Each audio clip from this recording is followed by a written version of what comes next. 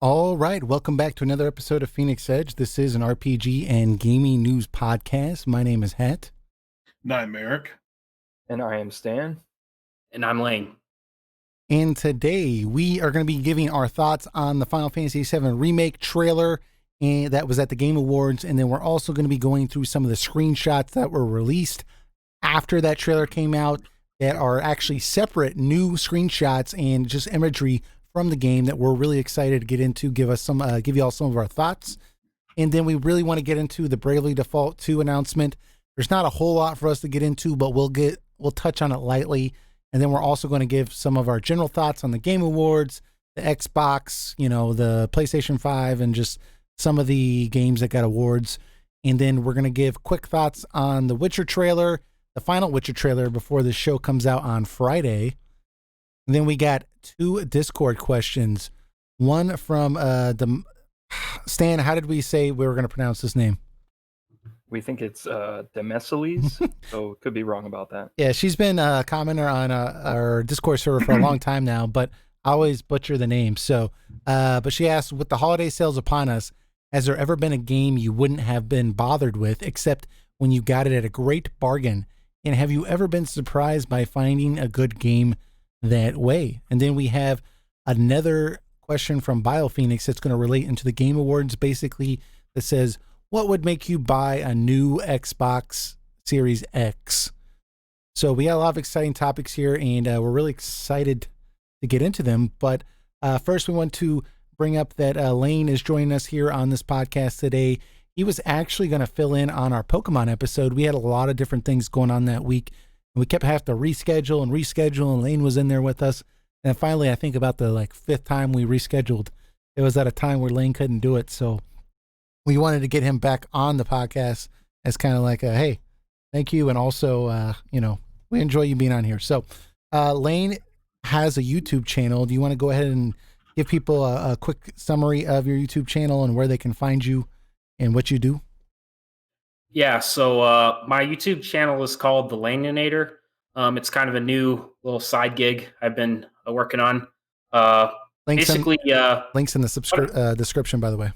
But yeah, so yeah, it's on YouTube, and basically what I do is I've been getting into game collecting a lot lately. So whenever I'm visiting a new town or just maybe I'm hitting up my local retro store, I'll show off some pickups that I've gotten. Most recently, I did a pickups video from Denver, Colorado. That was last week. I was there for work. And I also do game reviews as well. Most recently, I finished and reviewed Star Ocean 2. So check that out if you're interested.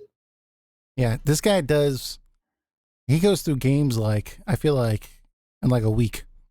I don't know. It seems like every week you're putting out another discussion. So or another video anyways, whether it's, game pickups or just, your thoughts on a game that you just finished or, streams or whatever. So definitely puts out a lot of content. So you guys should definitely go check it out. Again, there's going to be a link in the description. It's already there right now on the YouTube side with, a link where you can go and subscribe at his channel and check some of his stuff out. So make sure you check it out. But we want to go ahead and jump into our first topic here. We have the Final Fantasy VII Remake trailer that was at the Game Awards. And we're just going to open this up by giving our general thoughts, whether we like the trailer, whether we dislike the trailer. This is going to be very surface level thoughts, and then we're going to get more into the details afterwards. But let's go ahead and open this up with Eric here, and then we can transition from there. But Eric, what were your general thoughts with this remake trailer at the Game Awards? Well, if there's anyone who knows how to make a good trailer, it certainly is Square Enix, because they really know how to hype you up for a new game. What comes of that game can vary with this company, of course, but I am pretty excited to play this remake. Every time they bring a new trailer out, they get the Nobuo Uematsu music out. It sounds all epic and ready to go. All the scenery looks really nice. I'm really interested to see how they expand upon Midgar, and I like these little tidbits of information they've been giving us. I don't really have any particular problem with anything much in the trailer, so I'd say it was a really good one overall. Yeah. It's just a shame that it was in the Game Awards that we'll talk about later. Yeah.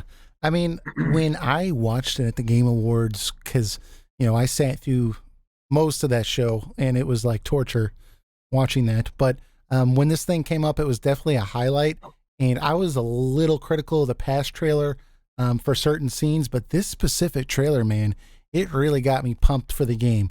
If I had to be nitpicky, there's little things in there that kind of like, I didn't really like. But all in all, I thought this was a fantastic trailer from the way it was presented and the direction. I just thought it was really, really good. Stan, what did you think? Yeah, I thought it was a good, pretty good trailer. Yeah. The thing that jumped out the most to me was the dialogue. Mm. Not necessarily the voice acting as much, but definitely the dialogue felt more natural, especially since compared to what they presented in the previous trailers. Yeah. In the previous trailers, we got like a lot of kind of snappy one-liners, I guess you could say, or like battle shouting, things you kind of anime lines as you like try to strike somebody, Marvel's Final Fantasy VII. Yeah.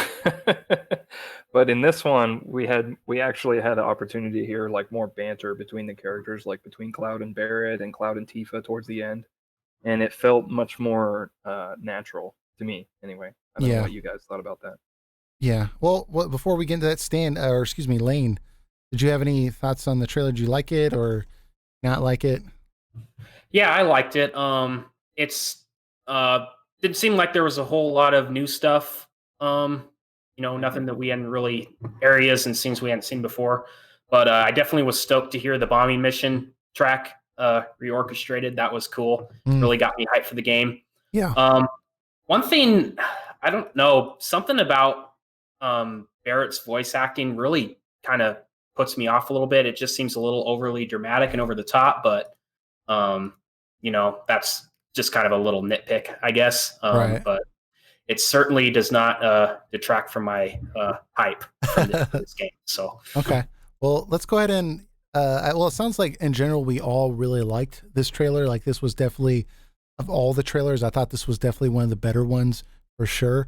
But Stan, you were bringing up some of the dialogue in this game, and that like you felt like in general this was a big improvement with some of that banter. Did you have anything specific you wanted to say about that, or a specific example, or just you want to talk generally about it? Just in general, I guess. Like, we get a scene in the elevator where Barrett is like really going after Cloud and telling him that he needs to care about the planet, right? And Cloud's response is basically like, "Nah, this is just a gig. This is just a job to me," Yeah. And it's like that is true to how we felt in the original, and it's also like I thought it was conveyed well, basically through the word choice, through the dialogue. Yeah. That's probably, I think that at least the three of us, me, Stan, and Eric, were kind of messaging back and forth in regards to this game. Let me make sure this. Okay, that is. We were kind of messaging back and forth about the game on the Game Awards, and I think one of the things we all said after we got done watching this trailer was that aside from no new announcements really, the dialogue in particular was much better. Just, I mean, the fact that it was very focused. They were very intent on showing, the dramatic or the weight, I guess you could say, of the things that they're doing at this part in the game. Where they're blowing up facilities, potentially killing people, and it's just with Big saying like, is it? No one would do this for money, right? Mm-hmm. Like your heart has to be in this, because what kind of person would be doing this just for money, right? So even though there's a bunch of memes popping up about that, like no one would do this for money, and it's like Square Enix doing the Final Fantasy VII Remake. Just for money, yeah. Which is hilarious. But I mean, this trailer was so focused on its tone and I thought like that, like there's very little in here for me to like really complain about on the dialogue front. Do you all agree? Man, like while they're making this game, they're like, oh man, over the years, this game is really, really hitting close to home ever than before. Yeah. Well, anyways, I was kind of thinking that, you know, they really do have to kind of play their cards right with this, because when this game came out in 1997, like I remember playing it, and I like my idea of like a terrorist was like a villain in like a Die Hard movie or something. Like it was still kind of cool, right? Like there was like this fictional thing that like, you know, wasn't really something that was in my everyday life, you know, but since then we've had 9/11 and we've had the whole terrorism thing for the last 20 years, and now it's a very real thing as much as it is around the world. So you know, they have to be careful here and play this right, or else it's going to come across really badly, I think. That is a good point. Um, like in the original Final Fantasy VII, it's touched upon kind of later in the game when Kate Sith is like calling Barrett out on his actions. But I do wonder if in this game they'll touch even heavier on these acts and like really question, like maybe by like Jesse and Biggs and Wedge, and see like their perspective, since we're expanding on them. Like maybe like we'll see like the gray area more, because like in beginning FF7, it's like you think what you're doing is a good thing, but then like when you get much later into the game, like you do question what you are doing, not to the point that you think you're an eco-terrorist, but you know, you start seeing like the morality of your actions, and I wonder if they'll take it a step further in this remake. Yeah. Especially like you said, the current climate. Yeah. It definitely seems like it. I mean, we saw in the prior trailer with, you know, Tifa saying, not like this, I don't want to do this, not like this. And I think especially in this trailer, they're definitely, you know, pushing that a very hard here, that, you know, your heart's either in it or it's not, but we can't, like, you know, this is definitely something to take seriously. I mean, you see this scene with Cloud pushing away Aerith, and he's saying like, stay away from me. Like I'm involved in something that's extremely dangerous, right? Just, you know, what they're doing is not something you probably should be involved in. So, Yeah. yeah. I know, Eric, that you were kind of had a little thing you wanted to bring up about the presentation aspect of it, meaning a few very tiny amount of the scenes, I think you said looked like, well, go ahead and talk. I don't want to talk for you.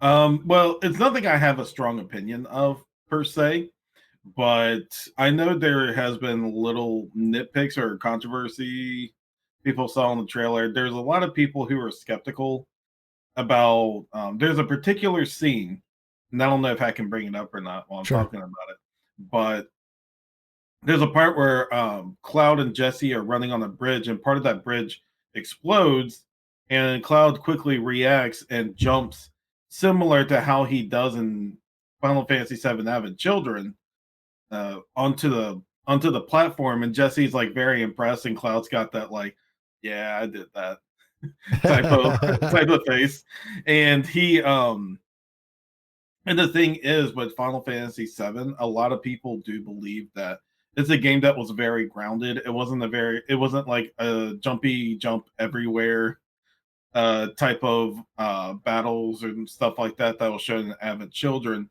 So it's making some people worry that the series may use Advent Children inspiration in its combat, which we have seen a little bit of. Like we've seen Reno jump off a helicopter. It's in the same preview too. Like Reno jumping off a helicopter, and he lands on Cloud's Buster Sword and everything. He does a backflip off a helicopter, misses the blades, and lands on Cloud's sword. Yeah, it's definitely over the top for sure. Yeah. So there is a controversy of if there's going to be too much over the top aspects to the game, which I think like people who love the original one may not be in for that. Yeah. I think that in the terms of combat, like when they're in combat itself, I think in Final Fantasy VII, it was really exciting to see Cloud jump way up in the air and stuff like that. But like I don't know. I think they got away with that in the game because the graphics and like they were trying to over exaggerate because, you know, the graphics were not super realistic, although they're pretty good for the time. But it does seem weird when it's like a cutscene and he's actually jumping that high. Like, I don't know how I feel about dragging that from combat and like making that like a real time thing, right? Because I don't know, it seems kind of, it can seem a little silly, but maybe, you know, this seems out of context.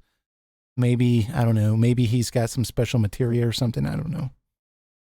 Probably not. I mean, it does make me wonder though how they'll reenact the scene where Tifa tries to grab Cloud's hand, but like like he can't hold on long enough and he just falls off.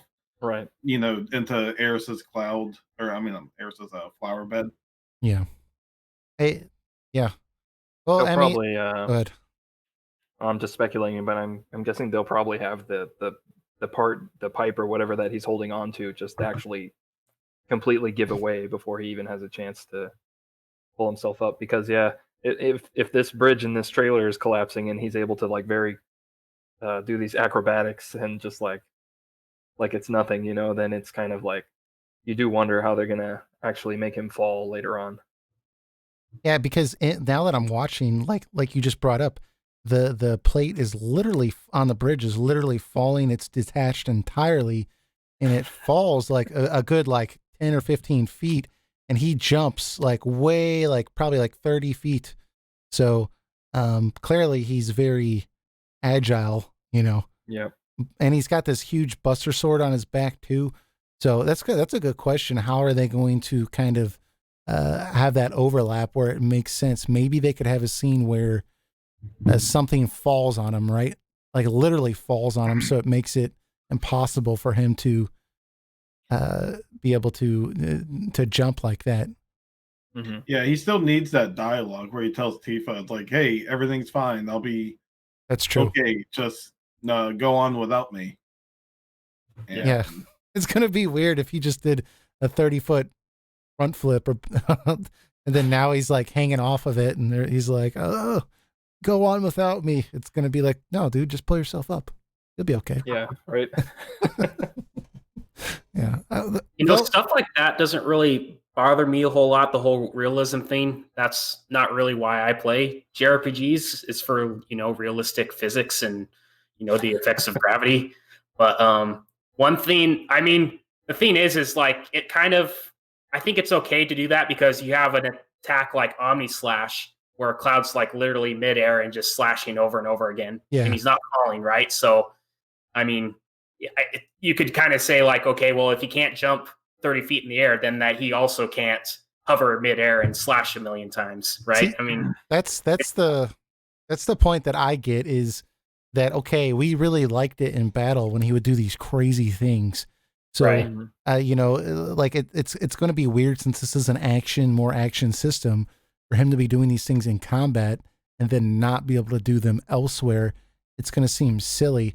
And to be fair, the original game, you know, he fell off the broken bridge or whatever. He couldn't hold on.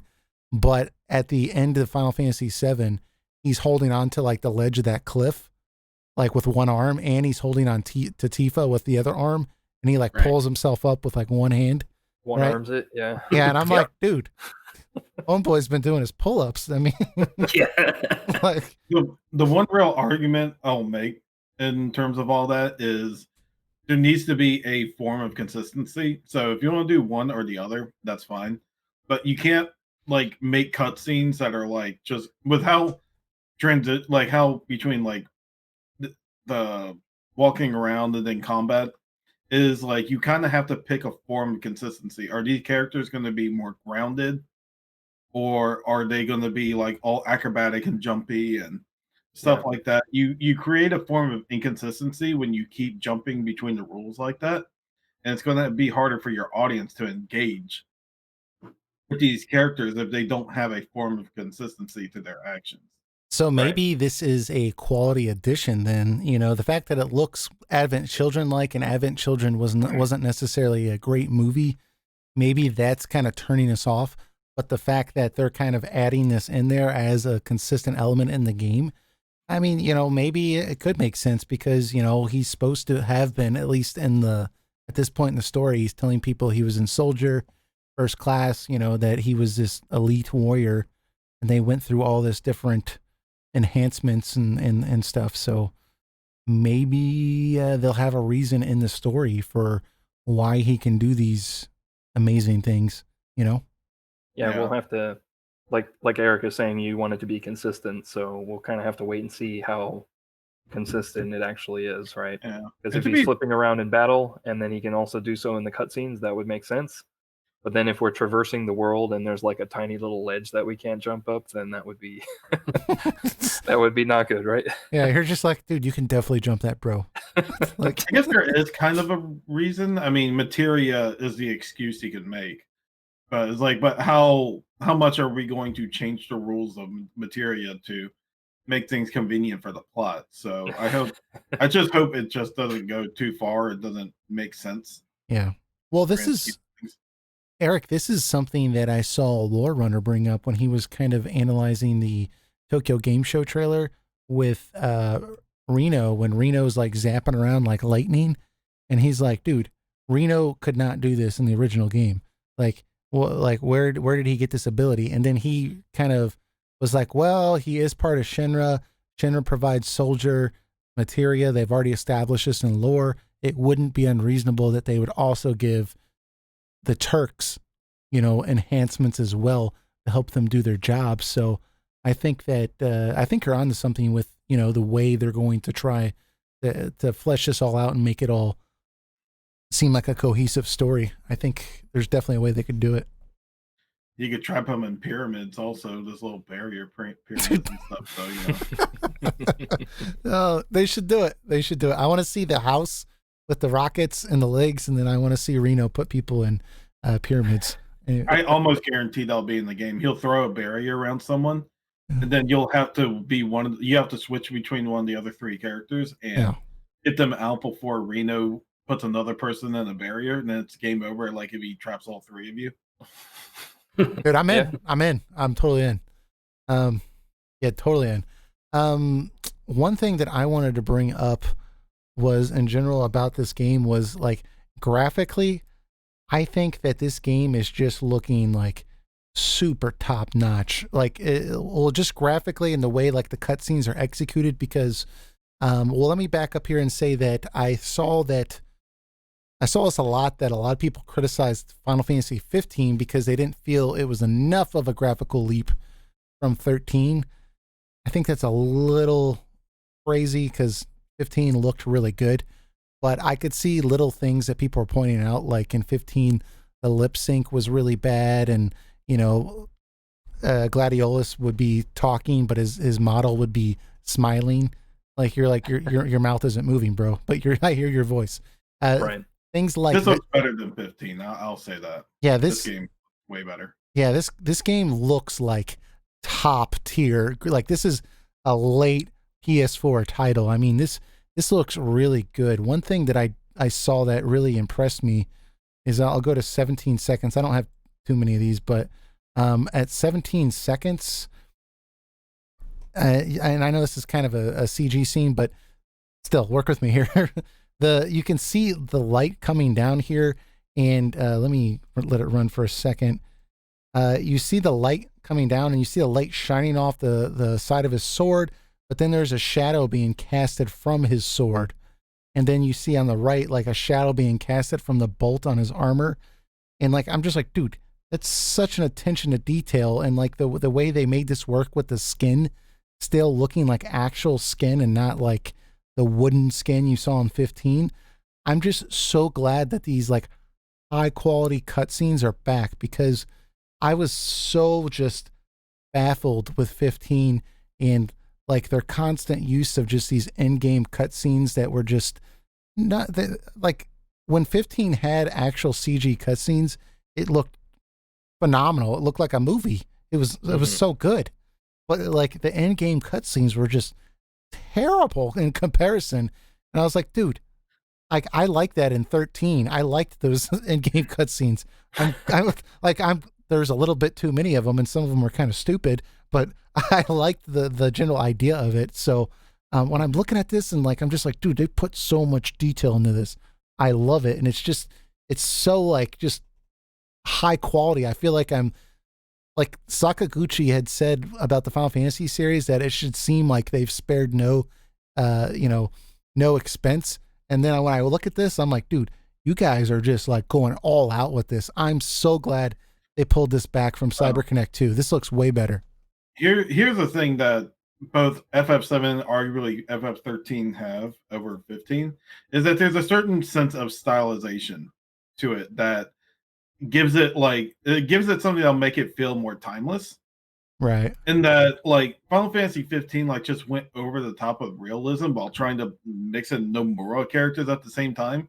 And a lot of times I felt that uncanny valley a lot of times, but in this game, and like even 13, I'll give credit for, they look like they belong in these worlds. It's like everything is just like built for these characters, and the Luminous Studio stuff they did with 15. It looks like they made a photorealistic world first, and then they tried to throw Nomura characters in afterwards. Like everything in this game is built specifically for this type of style, and like it seems very consistent on that. So like even like 10 years from now, there might be some outdated aspects to the graphics. Like we see like some of the stuff in FF13, but we can still agree that FF13 is still a beautiful looking game to this day in a lot of areas. It's amazing in its stylization. And I think Final Fantasy VII, the remake here, is the same way. That like maybe there might be some outdated aspects 10 years from now, but this will not be an ugly looking game as time goes on. No, this is going to be something that you can play for the long haul. I mean, once they remaster this for the PS5, it's going to be, it's going to look good. Mm-hmm. I think it'll just have a spec increase for PS5. I don't think it'll be whatever, the updated version. Yeah. But the director's cut. Yeah. One thing I also liked in this was, and I kind of alluded to it earlier, was when you see the characters talk. I'm telling you, this is such a big deal for me. Like you see this scene at about 14 seconds with Aerith putting this flower in Cloud's, armor or whatever, and she says something like "sorry," like her mouth stops moving when "sorry" finishes. Like, thank you. Like that, that was so annoying. And like in 15, that would just like their lips would still be flapping sometimes after the word stopped and stuff. Like they fixed that, and you see it again with Cloud. He stops talking, the lips stop moving. That I'm sorry, nothing takes me out of the game more so than when a game that's released this era does not have that. It's stupid. It's silly. Right. Yeah, I think we might be seeing sort of the perks of them deciding to go with Unreal Engine 4 versus trying to, recreate the wheel with their own engine. Again, for the third time. Right. Yeah. So I'm glad they kind of went with what we know works and what, does it well. So right. Yeah, for sure. I know Lane, you kind of alluded to Barrett's character, his voice acting. You mentioned that certain scenes that you've seen, some of them were okay, but some of them it seemed like Barrett was a little bit over the top. Is that fair?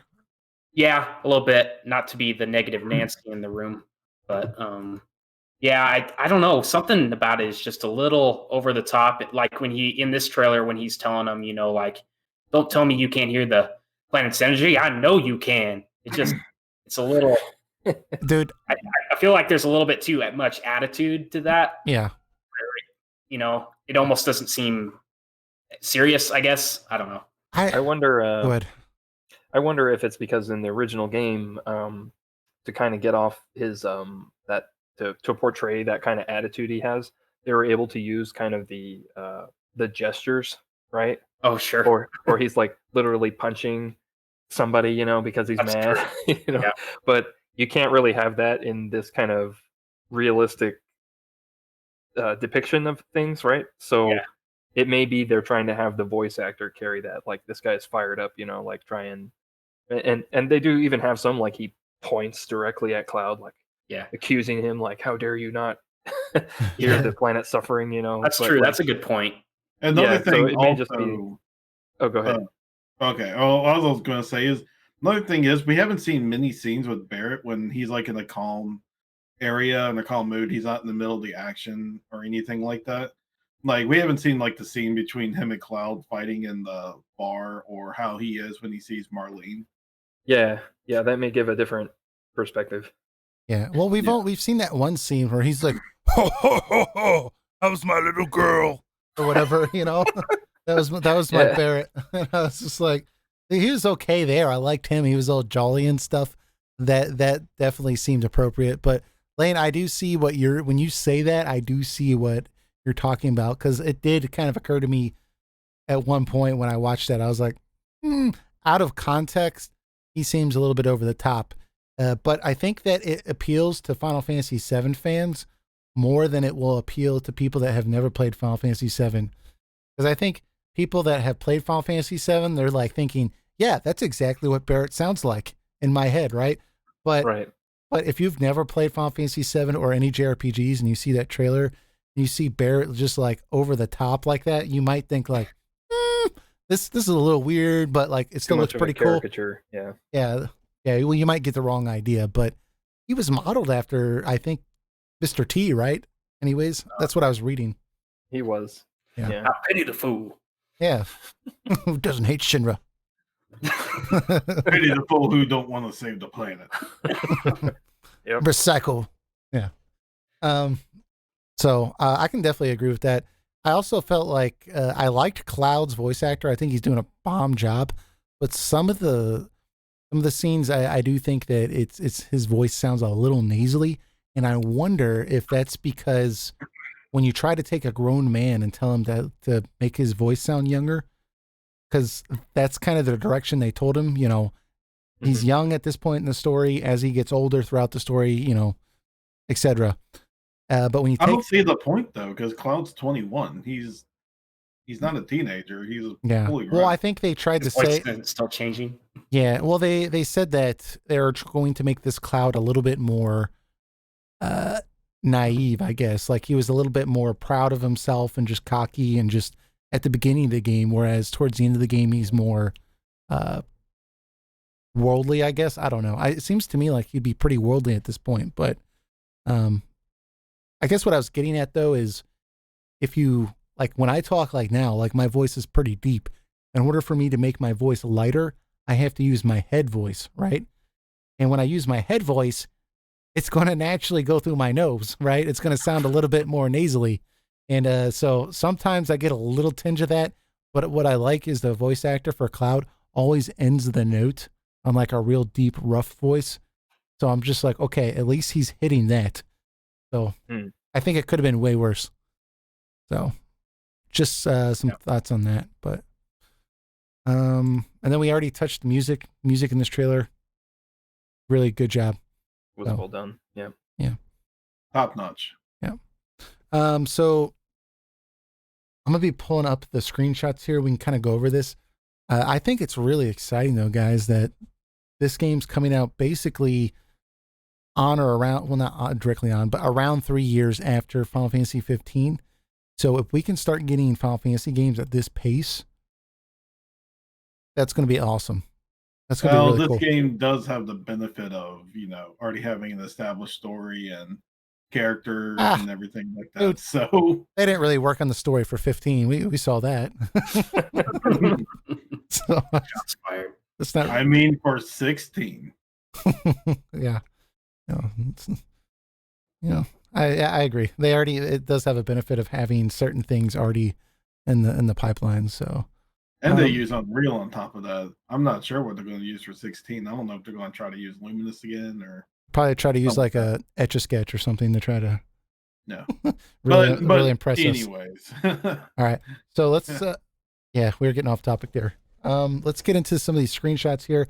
I have the screen on should be able to see it, everyone. So cool. So we're just going to go through these kind of, some of them are screenshots, some of them are like redone illustrations from promotional artwork that was with the original game. And we're just going to go through these and kind of chat about them. So this first one, Eric, I know you were kind of wanting to point out a little bit on what this first picture with Tifa is. Yeah, we're not exact like with this one and the one below it. This one, the Sephiroth one. Yeah. Like these are both recreations of the PS1 promotional artwork. Like you can find like everyone's played FF7 have probably seen the PS1 version of these.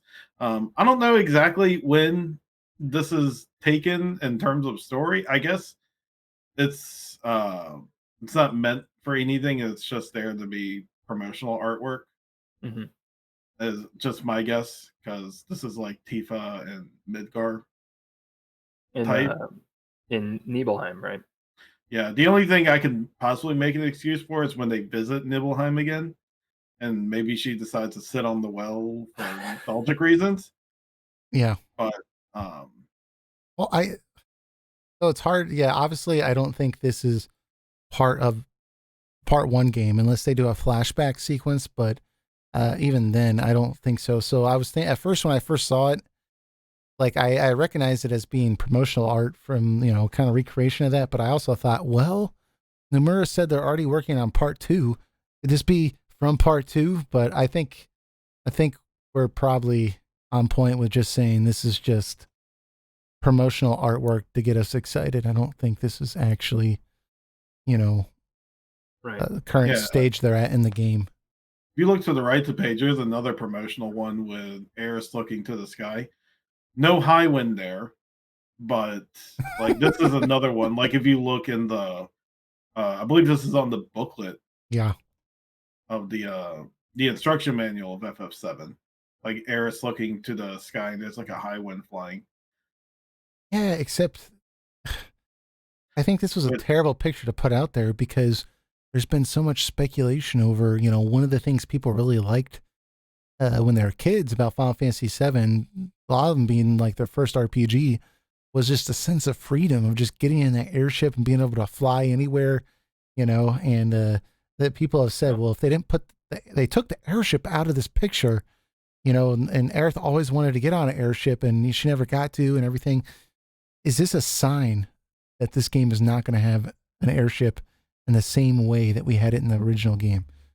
Well, if part 1 is only Midgar, I can guarantee you there's not going to be an airship. So. Yeah. That reminds me in the trailer that we just watched, there's a scene where Tifa says, do you ever plan on leaving Midgar, the Cloud? And I was sitting there thinking if it'd be hilarious if Cloud said, not till 2025. Anyways, let's get back to these screenshots. So we have Aerith looking out at the now blanket, just sky, looking at the screen or endless field, I guess, which is kind of reminiscent of the original PlayStation artwork. And we have Sephiroth and Tifa. Closer or slower, lower down, we have Sephiroth. And this looks like it's more of an end game screenshot from you know, a story sequence. He looks like Sephiroth.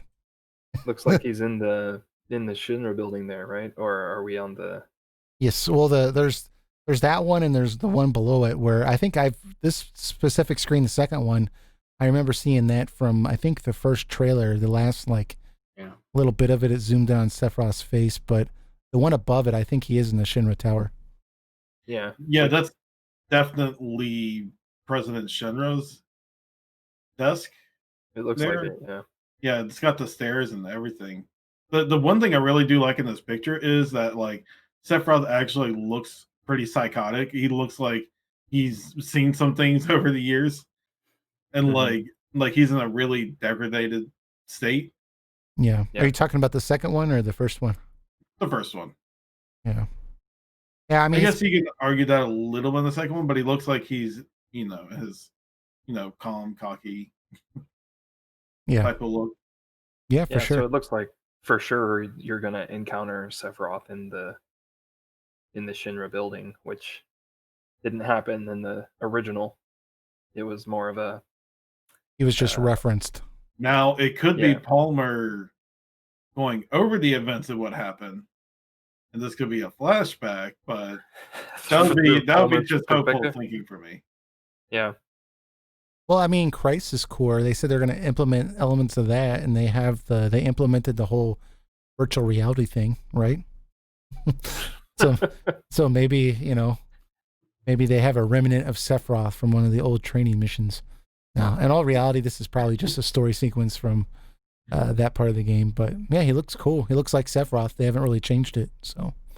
Mm-hmm. So like a VR mission, like your President Shinra, and it's like a Five Nights at Freddy's game. You gotta play around with the doors, make sure Avalanche doesn't get in, or Sephiroth, and Sephiroth is like the golden teddy bear. Yeah. Bear pops out every now and again. I pity the fool. And we have President Shinra close up. This is really cool. I think this is really cool because in the original game, he was just some fat guy with blonde hair. And now he's a fat guy with blonde hair, but they put more detail on him. He's got this kind of angry mug face and, this nice watch and ring. And it seems like more like a evil rich guy. I like it.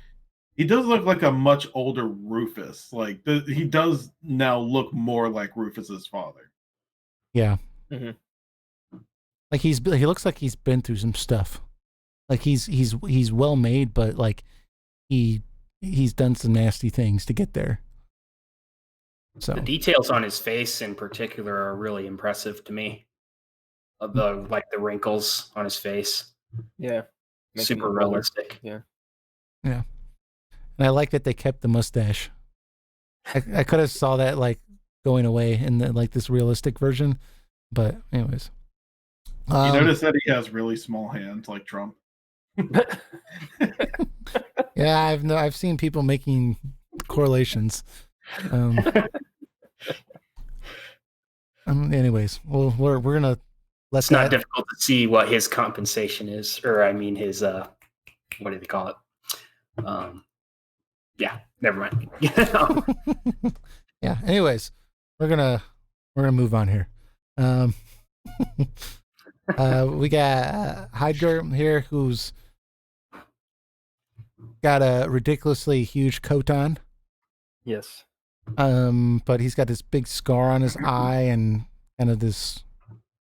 I don't know. I like the design too. He's a little too anime for me, in the way he looks here. But I realized, Final Fantasy VII was very anime-ish, so I'll let it slide. But it's a little over the top, how big the coat is for me.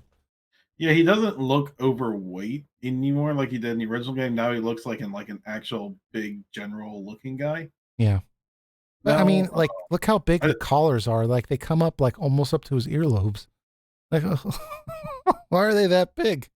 But the thing is, his overweight nature made it seem more like comical when he kept doing his har har har type of deal. Like I kind of wonder how they're gonna emulate that with this character model. It's true. Maybe with the big coat and just it's almost like he's wearing a coat that's too big for his frame.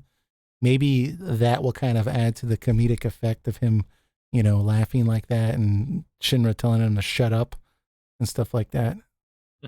You want to notice they haven't shown yet, or let me know if I missed it or not. They haven't shown Scarlet or Palmer. No, I don't think so. It's a good point. They haven't shown them. It seems like that would be really easy for them to show.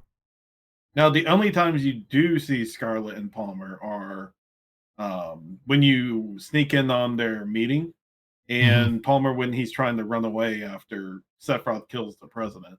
Yeah.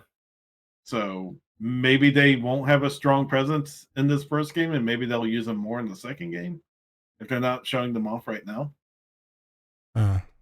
Yeah, well, they've pretty much shown off everyone else, haven't they? We have Red 13, that they still would probably have to show unless they change the story, and then they could show those characters as well, but those wouldn't be as big of a reveal. I mean, this is pretty low hanging characters, yeah. Low hanging. We haven't we haven't seen Aerith's mother either. Yeah, but are honestly, gonna- I hope they don't show too much, just because this is a little off topic, but Kingdom Hearts 3 in particular, I think did show too much, to the fact that when I played that game, I felt like I'd already seen everything in trailers. And I don't want them to do that with Final Fantasy VII. I want there to be a little bit of a surprise.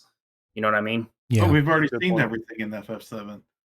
No, I mean, like, you know, the new, like the new, you know, the new character models, for example, I like get Palmer, you. like Yeah. Scarlet. Yeah. yeah, You want to move down to our new favorite character? yeah. I know Stan has something he wants to get off his chest about this character. So, But please talk about Roast Dirt. Roche. aka Joe Dirt or Roast Dirt. Yes. Yeah. So he has a name now, I guess. We're not sure how to pronounce it, but the thing that jumped out to me is they say it says he's a 3C soldier, which I'm taking as third class soldier. Mm, That's, Yeah, so that's he's- my best guess. I don't think that's too much of a stretch. And on a previous podcast, when they introduced this guy, we were ragging on him and also speculating that, well, this might be an issue if Cloud sees this guy but doesn't know who he is, right? or this guy That doesn't they, know like- who Cloud is. Yeah. Yeah, they paint themselves into a corner, like writing wise, you know, where it's like the player might suspect a little too much that something is up, right? Right. That here's two soldier characters, but they don't know each other. But if they explain that he's a third class soldier and Cloud is claiming that he's first class, it can be a little more plausible. That's like, yeah, I have no idea who this guy is. I can Yeah. recognize him as a soldier because of the uniform, but If you're not a Sephiroth, I don't care. yeah, like they're in different ranks, so it's actually very possible that spoiler, 5 seconds, go away if you don't want to know. Since Cloud was never in soldier, right? What? Like, No, I'm just yeah. kidding. like it's even if he was, it's more plausible that if he was first class and this guy was third class, that it's possible they never would have met, right? Right. So that I think is a good choice. Also, it looks like he's going to be like a pretty early game boss, right? Mm-hmm. So that also wouldn't make sense if you're able to defeat him and he's like literally a first class soldier. Yeah. I think. You know, like someone of Sephiroth caliber supposedly. So yeah. What? Well, I was just going to say, I think this makes perfect sense, just like you laid out, Stan. And I think that makes just, if you're going to have someone from Soldier, it's going to be realistic at Shinra have other people in Soldier to go after them. But third class, that would make sense because that's enough. You know, they're new enough to where they would not recognize Cloud, and that would make sense. I hope, given the fact that, you know, from what we've seen, the 4 seconds of this guy that we've seen, I thought was super cringy. And then also, if you read the description for this guy, it says he loves bikes, speed, and anyone who can give him a challenge. His comrades, however, find him annoying, and he constantly squeals his rear tire and makes them choke on fumes or of burnt rubber. Like, this guy is a train wreck. So I hope He might be in this game for comedic. maybe effect. Like he might be like, you know how like Gilgamesh is in 5 and Ultros is in 6. right. Like this could be like FF7's like comedic character. Maybe Like he gets in the way of the party, but he's not the one that's going to cause like any major issue. dude, if this guy, I'm sorry. Well, maybe if I play the game and he has comedic effect and like I laugh hysterically every time he's on the screen, because they've done that before in other Final Fantasy games. It was great. I'll buy it and I'll be like, okay, I'll eat my words and say, okay, good, that was well done. But if he's not like that and it's just terrible, if they make this guy reappear throughout the entire game like Seymour in Final Fantasy X, to where like this guy's appearing at like the crater at the end of the game. Like, oh, I'll get you this time, you know, and he's like squealing his back tire still. I'll be like, Square, like, what were you thinking? But Yeah. I think Eric might be onto something. He's probably there for comedic effect. It's probably, it says speed demon, anyone who can give him a challenge, so you can probably, race him and stuff like that and things Maybe. like that. Yeah, maybe he has like some like conflict with Cloud in the first time. Like it's like a normal mission to him. Then like Cloud beats him like while they're on their motorcycles fighting, and he's all like, "Oh man, now I got like a new person I got a new rival," and like everyone just finds him annoying and like don't actually see him as like an actual threat, but just like someone who pops in once in a while to cause trouble. Right. Maybe. Well, it says he's turned rebel. Maybe Cloud will turn him. Maybe he'll leave Shinra and Cloud can mentor him or something. I don't know. I don't want him to join the party. I just mean maybe he can like run like the bar or something. Like while they're gone. Yeah, or like I don't know. Maybe he can hang out at Cosmo Canyon or something. I don't think we're going to get any new party members in the game. If, well, yeah, the previews or anything to show that like we're sticking with like the main cast as party members. Yeah, I don't think he would be like a main character, but I mean, I think that he could. You always have those characters where they like look up to the main character and like he gives them like some advice and stuff, but they don't actually join the party or anything. I mean, maybe he could have some like impact on this guy's story arc.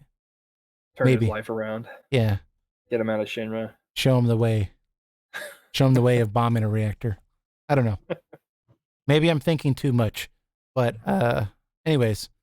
So well, they gotta fill those 2 Blu-ray discs with some sort of extra content, right?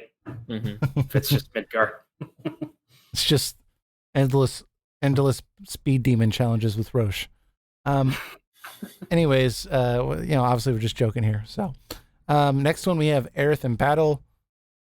We've kind of gone over her, in battle and trailers and stuff. I don't think there's anything necessarily here for us to go over, but it does look good. Her animations are pretty beautiful looking, though. Yeah, for sure. Mm-hmm. Just point out quickly that I was right in our previous analysis about this Tempest button. You can push and hold the button for more damage. Because it says by pressing the triangle button, Aerith will unleash her unique ability, Tempest. In addition, the number of targets hit will increase. By pressing square repeatedly or holding the button, successive attacks can be unleashed. Yeah, it says you can also charge the attack by holding the triangle button, which is what I suspected from Katase's comments and also the little clip of when they were fighting in one of the previous episodes. We were looking at that. Good job. Good job. Thank you. I'll pat myself on the back. Yeah. Yeah. Just give you a little bit of credit there, then we're gonna move on. We got Aerith unique abilities. Soul Drain lets Aerith absorb MP from a foe. Did you guess this one, Stan? No. Yeah. I don't think we've seen that one before. Yeah. Well, this is pretty cool though. Where is this? That's what I'm wondering. Oh, the environment in that screenshot? Yeah. Yeah, there's like a canyon or something. Almost, yeah. Doesn't look like Midgar. It could be the outskirts of Midgar. That's true. Like outskirts. Sector 5 or something. Yeah, because there was kind of ridges around it too, if I remember correctly. So. Yeah, there's a lot of rocks though. Yeah. I don't know. We'll have to find out. We have the Lustrous Shield, which allows Aerith to summon a magical barrier. Kind of cool, I guess. Looks like a flower. Interesting. Yeah, she seems to have a lot of defensive abilities. Which makes sense with her, character role in the original game, so makes sense. Then we have Shiva. A very cool summon. Yeah. So is it going to say that? Look on Shiva, a very cool summon. So this is pretty cool. We haven't seen, looks like the second shot of Shiva, they're not censoring Shiva like they did with What's-Her-Face in Final Fantasy VIII Remaster, which we already established was not real censorship, but I know some people were curious if they were going to have this stuff in the remake. So You still get a half-naked woman in ice. That's your thing. Stan, Yeah, go ahead. it says she has a heavenly strike, creates a giant glacier and smashes it down onto an opponent. Like That's Final a Fantasy X. Yeah, I was gonna say that's a Final Fantasy X attack that Shiva has in that game. Well, I know That's that interesting. Katase connected Final Fantasy X and 7. Oh, So, so this is just more evidence, right? yeah. I mean, it's the same Shiva. Anyways, so we have the train graveyard. I know, Stan, again, you had something you wanted to point out about this. This looks like actual end-game footage, which I thought was really cool, though, because we haven't really seen too much of this, but... hmm Yeah, they say that they're adding more, like they're adding an actual story or some kind of events happening in this place. In the original game, it was just essentially it was the path you took to get back to Sector 7. Right. You come out of the sewers and you come up into the train graveyard, and it's really just kind of like a single screen that has like a few puzzles. You have to like move an old train to kind of get by, and then you're through. It doesn't take very long at all. Yeah. But now in this one, in the remake, they specifically say they're adding dialogue and story sequences like to this train graveyard area. It says this new game also adds a new story into this area with multiple event scenes, and then you can see Aerith touching some kind of I don't know, is this a ghost or Almost something? looks like a ghost, yeah. It looks like the traditional ghosts that were like normal enemies in the graveyard, not like the ones that we've seen in previous previews. Those whatever they are. Yeah. Yeah. Yeah, so that's interesting. I mean, they do have to expand this into a whole game, right? So this is one of the ways they're doing it. They're taking previous areas that kind of had not much going on and trying to either flesh them out or add more detail or new events. Yeah. One thing I was unsure about, I might be looking at this a little too much, but the last screenshot for the graveyard, it's got Tifa, Cloud, and Aerith all in a line, and they're at some kind of control panel, probably, and I think in a train to like move the trains, which this is really cool, seeing that train in the background and stuff like that. It just really brings that part of the game to life. But initially when I looked at it, it looked like Aerith's right arm was around Cloud's arm, and I kind of wondered where if Tifa was trying to do the same thing with the other arm. I know they were trying to hint at that in this area, but I might be reading into this a little bit too much. But I don't know. I can't see that arm, so. Anyways, just a comment there. Next, we have the Shinra building. And this looks like the Shinra building. It is still a 70-story skyscraper in the center of Midgar. 2 Blu-ray discs worth of content. Will we get to explore all 70 floors? And if they want to prolong the game, they might do it. I hope not. I don't think they'll do that. I hope not anyways. Because that would be just ridiculous. But one thing that stands out to me is about 3 pictures down, we see, the cars, which I think this is the truck that Barrett and Tifa and Aerith ride in, while Cloud is on the motorcycle in the original game when they're leaving the Shinra Tower, which is kind of cool. Mm-hmm.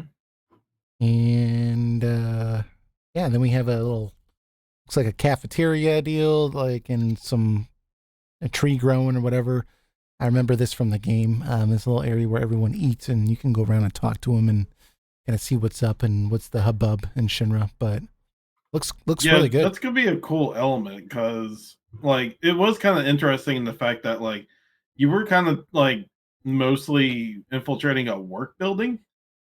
So there's like a lot of normal employees just hanging around, and they see like a guy with a whole group of rebels. Like they don't even take mind to him or anything. They're like, maybe they think like Cloud's just like Soldier first part class of the soldier group or something like that. But it'll be interesting to see how they interact with Cloud. And yeah, they're gonna have to do something, because that's one of the problems that they have to overcome in this more realistic tone. Because I mean, Barrett's walking around with you, and he's like the only giant black guy with a like machine gun arm, right? And like he's the leader of Avalanche, and he's just like walking around the Shinra building with you. And they're like, "Hey, how'd you get up there? Oh, you work here? Okay." Like this guy, I don't know.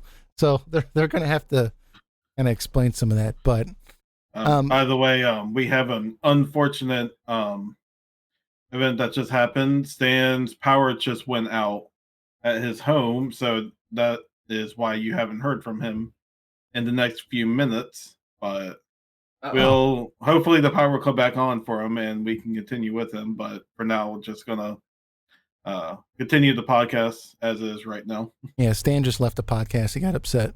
So, anyways, no, just kidding. You say a single bad thing about FF7. Yeah. Stan doesn't like it. So anyways, so we've kind of gone through the trailer and we gone through the screenshots here. Is there anything that you all want to bring up here that hasn't been said, or something you want to kind of expand upon, or are we feeling pretty good with what we've covered here? Most things we've already seen. In terms of the Shinra building screenshots, it's a lot of cool stuff here, but I don't know if there's any much more I can say about it for now. Yeah. Yep, totally agree. This game's looking really, really good for the most part. I feel that this game is probably going to hit me in terms of all the Final Fantasies. I think that this is going to be a very good one, but I think that this is going to hit probably more of the notes that Final Fantasy X did for me. And this is just me speculating, and that there are certain scenes in Final Fantasy X that I thought were kind of cringy, like in the way it was presented. But I think overall, Final Fantasy X was a phenomenal game. And, this is me obviously hardcore speculating here, but I kind of wonder if that's the way I'm going to feel about it after I get the game. So, even if the game ends up not being very faithful to the story of Final Fantasy VII, I think the gameplay itself is still going to carry it home more. It's going to, yeah, exactly. Carry the whole game a lot. That combat system looks absolutely solid. Like I've said in the previous podcast, but it's a combat system I wanted FF15 to be, and this game looks like it fully realizes that action RPG hybrid type system. Yeah, that's the one thing. This is the one thing that I was very concerned about with this game was initially was just you're losing the turn-based system. Like, come on, like this is Final Fantasy VII. You're remaking it. You have to do the turn-based system. There's no way you're going to be able to do a battle system that's as strategic. And I think I might actually like this battle system possibly more than the original. So obviously I still have to play it. It might be absolute trash, but we'll have to see. So, yeah. I don't think, like, I can't imagine the game being but so bad in the story department. Like, I think at worst it will be a lot of things that people who love the original FF7 may not take kindly to, but I just can't see the story being so bad that like Square Enix has to make a formal apology for it or something. Right. Well, you have to remember that we have Nomura and then we have Katase working on this. We've had Katase work on games that were kind of iffy, like as a producer role, but he's taking a more hands-on role with this game. And then, Nomura is kind of a mixed bag, but in terms of presentation, he knows where the tone needs to be, where, Tabata didn't really have that touch like Nomura does. So I think that this is going to be a step up from what we've seen with this series in a really long time. But I am going to have to kind of look at this game in its own kind of domain, and try not to get too enthralled with what the original did. But I think that it's going to be difficult because, I mean, they're playing with some iconic things, Sephiroth, the Sephiroth deal, obviously changing the pacing across multiple games. But it's going to be exciting to play it anyways. I mean, I've been playing Crisis Core for the second time only in my life, and that game has some really bad moments. But even then, I'm still like, dude, this is fun. Like being able to explore this world in like a more detailed way. It's just kind of like, I think it's going to be a good time.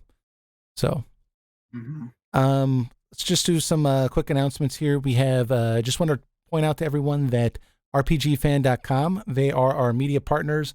So we assist them with like game footage and providing input and, whatever else we can. And then they help us out as well by listening to us on their website and kind of promoting us as well. So we appreciate that. Make sure you go check out RPGFan.com. They have news, game reviews, soundtrack reviews.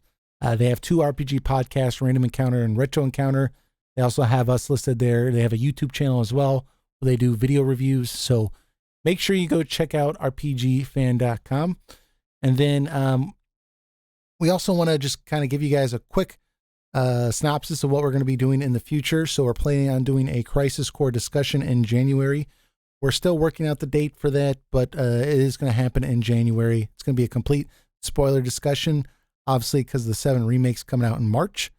And then we're planning as of now to do also a Final Fantasy VII PS1 discussion in February. And then we'll do a remake, Final Fantasy VII Remake discussion once we all beat the game, assuming in March if the game's not delayed. And we are also planning on doing some kind of like just early impressions, probably with Kingdom Hearts 3, the Remind DLC. Still waiting word on whether I have to replay the entire game or if I'll just be able to play that DLC. But, if everything goes right, we are going to be doing some impressions on that too. And so if you guys don't want to miss any of this content, please make sure you subscribe to our channel so that way you can be notified when this content comes up. Anyways, let's shift our focus here to the Game Awards. Real quick before we get into, the just general thoughts with the Game Awards, let's touch on the Bravely Default 2 because that was another big announcement that came from the Game Awards. And just general thoughts with Bravely Default 2 when you first saw it pop up. Were you guys excited? Kind of blah, don't care? Like, what were your reactions? I was excited. I kind of knew the game was coming, just the way they've been strongly hinting at it. Yeah. But I'm glad I finally got to see it for the first time. I was caught a little off guard when they called it Bravely Default 2, but according to them, it's like a whole brand new world and characters like Final Fantasy does. And then Bravely Second was like a sequel to the first one. Yeah. So, while the naming convention is a little odd, I understand. I understand it, but everything I see in the trailer looks great. I mean, the art style looks really good. I think the only thing I may have a little concern with is the character sprites themselves. They look a little too 3D model without like any real like kind of like any real strong attention to details like the first game did. Like the first game had that nice like gritty art looking. Now Yeah. it kind of looks like they just took them and just like made them look even more 3D and kind of plastic looking. Right. But Yeah. besides that, everything else in the game looks gorgeous. And I can't wait to play it on the Switch. Lane, are you a fan of technically it's the Bravely Default team, the Octopath Traveler team, and then they're bringing back the original composer from the first game. I guess that composer did not do the music for the second game. So they're bringing the original team back, but are you familiar with the Bravely Default series or Octopath Traveler, or how did you feel about this So I announcement? haven't played any of the Bravely Default games. I have played Octopath Traveler. I didn't finish Octopath Traveler, but I did put quite a bit of time into it. Right. When I was first seeing this trailer, and I saw Square Enix pop up, and then from the makers of Bravely Default Octopath Traveler, I was like, "Ooh, Octopath Traveler 2, maybe." But, yeah. So I was a little bit more hoping it was going to be that instead. But Bravely Default, it's kind of a game that I wanted to play eventually. So I'll probably try and maybe move those up the backlog a little bit since this game's coming out. Yeah. But yeah, honestly, yeah, because I haven't played the other games, I'm not super hyped. I agree with Eric that the naming is a little weird, being that there is a Bravely Second and a Bravely Default 2. I just picture, somebody getting super confused when they're trying to buy their kids the next. Yeah, like I'm not gonna lie, like when I first, like I was watching this, and then when I first saw the name Bravely Default 2, I thought, wait a minute, is this a remake of Bravely Second? Like I was like, this looks like they like totally like reimagined this like entirely. And then I kept following like some conversations that were going on, and I realized, oh, this is a third game. This is a different game.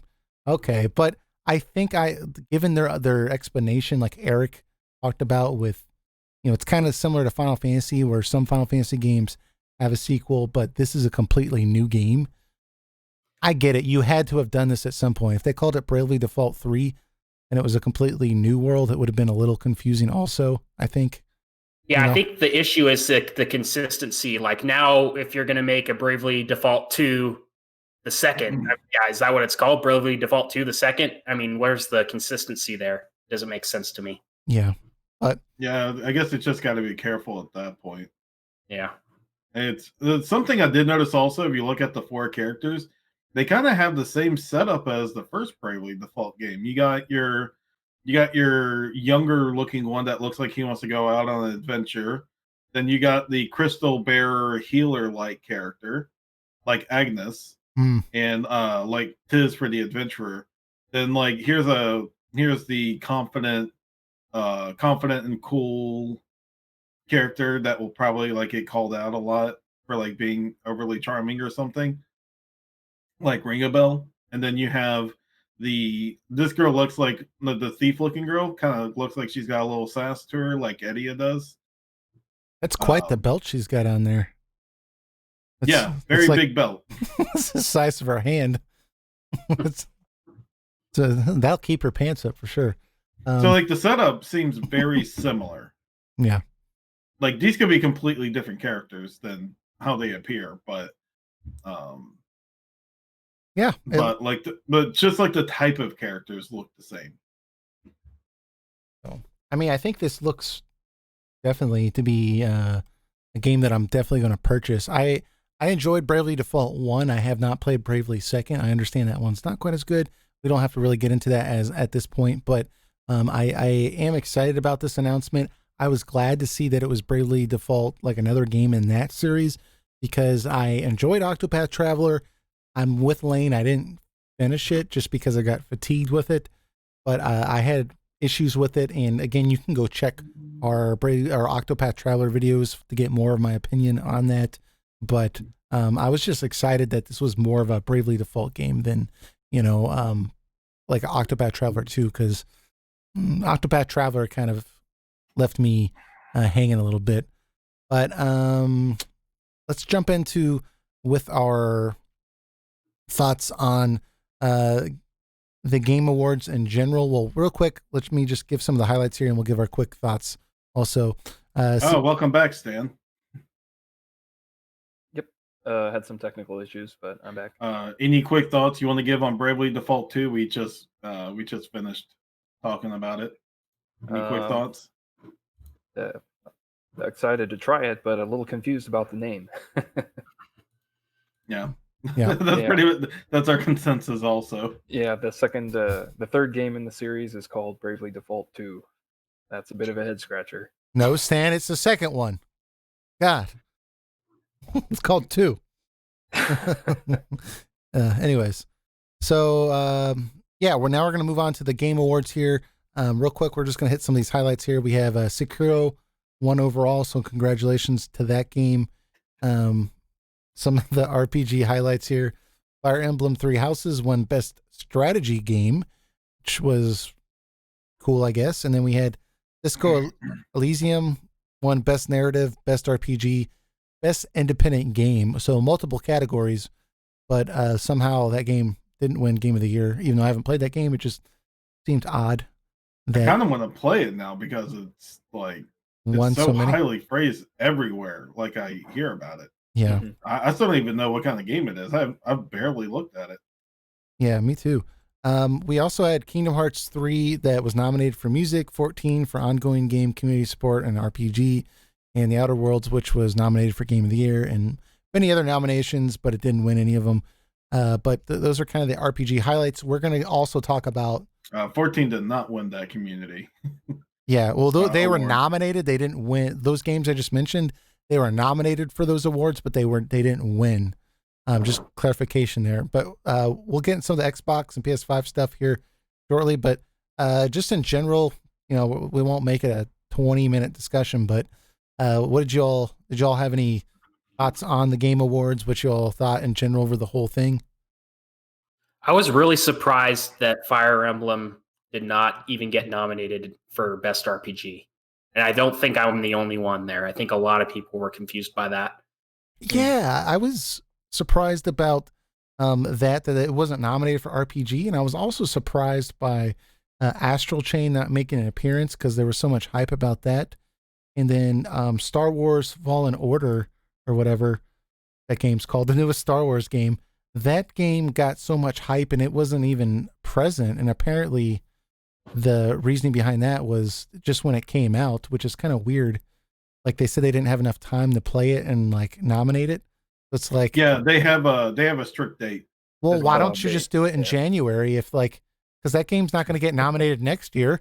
Like if the year's not over, like why? That's not Game of the Year. It's like game through October. Death Stranding just made it like a week before. But they set that. They set that. They could move it to January. It doesn't have to be then. Anyways, they could, but I think there's more eyeballs on in more advertising revenue you can make this time of year as compared to early in the new year. It's a 15-hour game. They could have played it.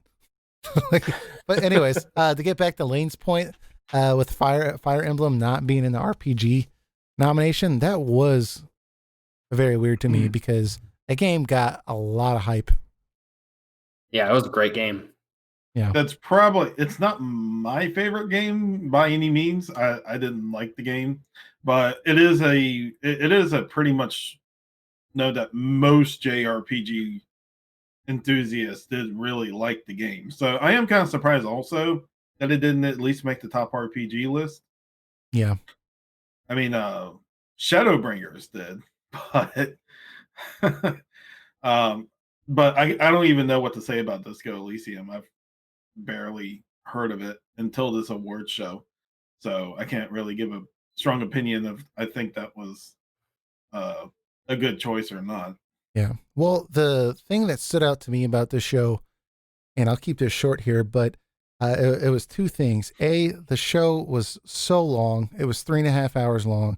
And I felt like oh my God. There was a lot of announcements in this show, but if this would have been like an hour long, this would have been a great show. It would have been a great show. But I did not need to see Green Day. I did not need to have that woman embarrassing herself that couldn't speak English, because everyone was just making fun of her, and I felt bad, even though she probably got paid a ton of money. I mean, there were categories like Best RPG that they didn't even announce, or they kind of announced it in passing. And this is the Game Awards, and it was 3.5 hours, and you didn't have time to be like, okay, nominations for Best RPG. Like they just were like Disco Elysium also won Best RPG. They didn't actually set it aside. So I thought that was weird. And then I also thought it was strange that, Sekiro only won, I think, the best action game, but somehow it also won Game of the Year. Not that I think that game shouldn't have won. I understand it's an excellent game, but if there's other games winning multiple categories like Disco Elysium, it seems to me like whatever game has won the most categories would be at least considered for Game of the Year, right? It was a very strange way for them to select that. But anyways, that was a little long-winded, more than I wanted to. But yeah, the only thing I can see that may be a problem is, maybe a game does win if you are basing it off of like Game of the Year is the one that won the most categories. Then have a significant advantage just by being a very diverse game. Like if you're kind of cross genre, that automatically gives you an advantage there, right? Yeah, well, I mean, if your game has the best narrative, it's the best role playing game, it's the best independent game, it's probably a pretty good game. Sure. Like, I'll say this: that whole show was completely unbearable to watch, and the only reason I kept watching it is because I thought there would be some big Nintendo related announcement by the end of it. And while there were some nice little world premieres and stuff, like Bravely Default 2, like this was just such a huge disappointment, and like there was so much cringy stuff in it. Like they had segments where they're like quickly announcing a game award, and then they went to the like these bigger award parts and everything. And then like the best fighting game was in those quick ones. All right, best fighting game. It's top 5, and the award is Smash Bros. Smash Bros. Okay, on to the next. Now onto the stage or something like that. It's like the best fighting game. That's a pretty big category. Why wasn't that even in there? And then like besides that, like there's so many anti-vaping commercials that like I've never vaped before, but I'm gonna go out and buy a vaping tool right now. Just to spite them. Like it drove me nuts how many Magic commercials and how many anti-vaping commercials there were. The whole show was a big commercial with like very minimal interesting world premieres. It was like a show that like it was like they basically built like another E3 kind of, and then they occasionally had awards, but they didn't even have enough time to get to all of them. It's like they only had 2 really big sponsors, and those were the only 2 they could give commercial slots to. Vaping and the Magic the Gathering stuff. Oh, I saw there's a Subway logo on one of the trailers too, but yeah. Stan, what did you think? Yeah, I mean, you guys have hit it mostly. It exists as a way to sell ads, Yeah. right? And to, I mean, most of the people who are watching it want the announcements, right? And so this year, the announcements were sorely lacking, which makes the show feel not great. Yeah. Although there was one big announcement that a few years from now, we'll probably forget that this was even announced at a Game Awards show, which is the new Xbox, which is really strange. Yeah. Well, we're about to get into, but yeah. Overall, this Game Awards show has never been great for me, but this one was definitely one of the worst that they've done so far, and in particular because the announcements were just lacking, like you guys mentioned already. Yeah, the only reason that people watch these shows really is for the announcements. Like very minimal people are going to cry that their favorite game didn't get announced. Like I'm baffled by some of the decisions for sure, but like I don't care at the end of the day. Yeah, like what these awards get, and most people don't either. It doesn't actually mean anything. It's not like 10 years from now I'm going to remember who was the game of the year in 2019, you know. I mean, for crying out loud, Fortnite got like 5 freaking awards there. And like the guy kept coming up and he's like, I don't have anything else to say. Like, thank you again, I guess. It's like I don't want to get up again, so can we just you just give an award to someone else? I get it. We're Fortnite. We're great. Everyone loves us. Like, here, why don't you take one of these? Like tossing them out to the crowd. Yeah. It's just it's stupid. I think I'm a little bit difference of opinion. I thought there was some good announcements, like trailers and stuff here for this show. But I think that if they had condensed the show to just an hour and maybe had it in like a facility that wasn't so expensive, they could have had a much better pacing, you know, and just had like the 7 remake trailer, you know, and the Xbox thing, and like they could have gotten through all the awards, and it would have been, they didn't have to pay Green Day to come out and play, and like, you know, like how much did that cost to get them to come play? And they didn't have to have a famous actor there. Like they didn't need to do all that. Like it's the freaking Game Awards. It's not the Oscars. Can I give a small tangent here? Freaking Vin Diesel and that other lady announcing the game. He's like, "Hi, I'm a big old Vin Diesel, and I'm a dork like all of you." And they announced this Fast and the Furious game that looks like a freaking late PS2, early PS3 game, like the character models look horrible. Yeah. Yeah. Vin Diesel's character model looks horrible. Like, pull up on Google or something if you want. Like, it looks like early gen PS3 graphics. My guess It is is bad looking. if they're doing the voices for the game, then that's where the budget went. Clearly. And then someone said respawn Paul Walker, which yes, did happen because Paul Walker's apparently in the game. You can see his character model in there. I believe it's him. That is like about as cringy as it gets. Hey, this guy's dead. Womp womp. Anyways, let's, because we could talk about this stuff all night, but let's get on to the Xbox Series X, which is a dumb name, but there was an announcement for the Xbox Series X. What'd you all think? I know, Eric, you kind of wanted to talk about the way it looks, right? Or the presentation of it. Yeah, I thought the announcement itself was fine. I mean, nothing wrong. It's a new game console. It's got the disk drive, which is an improvement over the 2013 announcement. It looks like a basic PC box. It's obviously going to be, they said it's going to be 2 times as strong as the Xbox One X and 4 times as strong as the original Xbox One. So they say it'll be able to run up to 8K in the future or native 8K. I mean, so it's going to be a pretty powerful box for a long time. So it is what it is. I mean, there's nothing too surprising that they announced along with it. They did show off Hellblade 2 to show off how like crazy the graphics are going to be, and it looks really damn good. Like that girl, like I was having a hard time telling if that girl was like a graphically rendered character or a real person. Like the uncanny valley was not there. Like it looked like a legit human being. Lane, so that's very impressive. But my only real argument about this is that Xbox or Microsoft should have done their own conference for this. I think this was like really bad timing to bring it out here. Like, even if they wanted to do like a conference the day after, like all cool and everything, I don't think they should have done it here at the Game Awards. I think they need a lot more time to present what they want to show with it. And they only had like 5 minutes to show off the new Xbox. Yeah, I mean, it was not a good idea. Yeah, it was interesting. It was an interesting announcement. I mean, it definitely has a unique design for sure. We've seen lots of memes like the mini fridge and the PC tower, which are funny. But Lane, you're a software engineer, so what did you think about this? I'm kind of curious.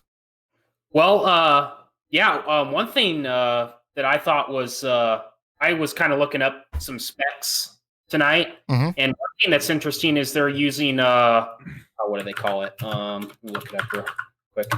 They're using what's called NVMe solid state drives, which is like, I want to say like 10 times faster than like an SATA solid state drive, like instantaneous loading. Oh, wow. One thing I thought was interesting was the design of the box. Like at first it was kind of off-putting to me, like it looked silly, right? That's where all the memes are coming from. But if you think about it, a console that's that high performance, like you can tell that it's totally designed around heat dissipation, right? Like the heat, if you try and constrain that much power in such a tight area, heat's going to be a huge concern. Right. So it makes sense the way they designed it. Yeah, I was seeing that they were talking about that with that fan on top. Apparently they did a bunch of testing and like that was the best, most efficient way to do that with keeping the sound down. Because if they made a more traditional box type design, they would have to put all these vents on it and like it would be super loud. So if they make it this like tower like thing with one big vent on the top, it's supposed to be a comparable sound wise to the Xbox One X. So I've never really cared too much about the sound of a console, but I guess that could be annoying.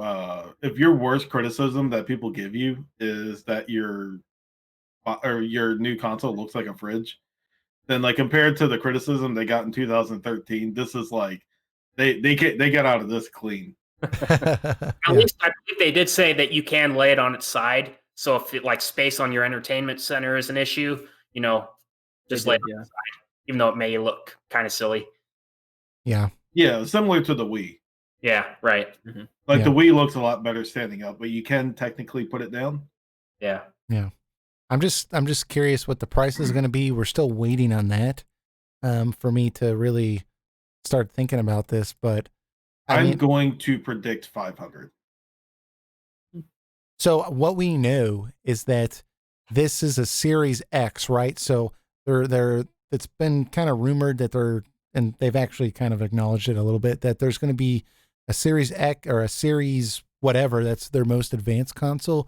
And then there's going to be like a more baseline entry console. There's been some rumors that the baseline console is going to be probably digitally only, whereas this one takes discs. They're going to be doing things to cut down on the costs, but the baseline model might be more comparable to an Xbox One X, maybe a little bit more powerful than that. Whereas we're assuming the Series X, that's probably the most advanced one. That one's going to be like out of this world, and its power. So if they're going with that model, I think I could see them coming out and being like $650 for like this giant box looking thing, and then being like, well, if you don't want to spend $650, you can buy the all digital lower powered one, but it can't do 8K. It can only do 4K. But I don't know. I think 500 would be a very reasonable guess, but I could see them going higher. If they do that and PS5 ends up being $500, I think that's a huge mistake, because I think that's basically what killed the PS3 when it came out, right? Is it launched at like, was it $600 or $700? Yeah, $599 US. Yeah, it was like way cheaper. Well, here's the thing. Ridge Racer. Here's the thing, right? I know why I'm going to buy a PS5, because it has the games. Right.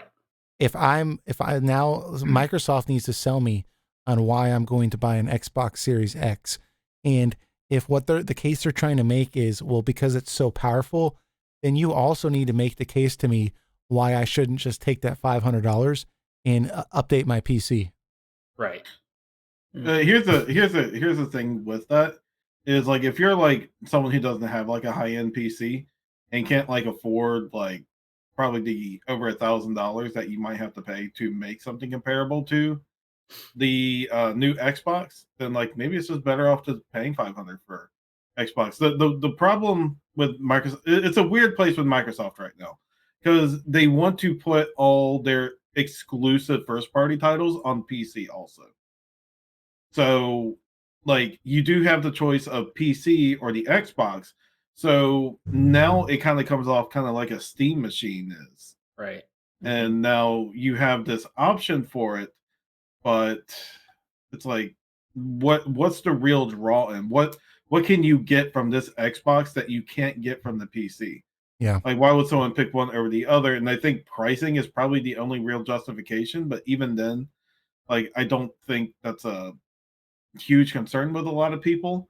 PlayStation 5, however, is going to have those exclusives. They don't make they likely won't be a PC version of Ghost of Tsushima. Yeah. Right. So, they have the draw, and Horizon 2 is probably going to come to PS5. And like, you're going to get games like that, God of War 2. Like, these are games that are going to make people buy this console, even if they bought a PS4 last year, say. Not to mention that we already saw that Final Fantasy VII Remake. It's been confirmed that it's going to be exclusive to the PS4 for 1 year. And I suspect that's going to kind of transfer into the next generation, where we're going to see that with some of these games that will come to the Xbox are, exclusive for the first year. So if you want to play them first, you have to have a PS5. So, Stan, is the Xbox Series X, did that impress you? Do you plan on buying that in the future? Is there ever a place where you will buy this? Not at the moment. I'll be right back. One second. I've actually never I've never owned an Xbox console at all. Yeah. So, and I haven't seen enough to convince me this time around.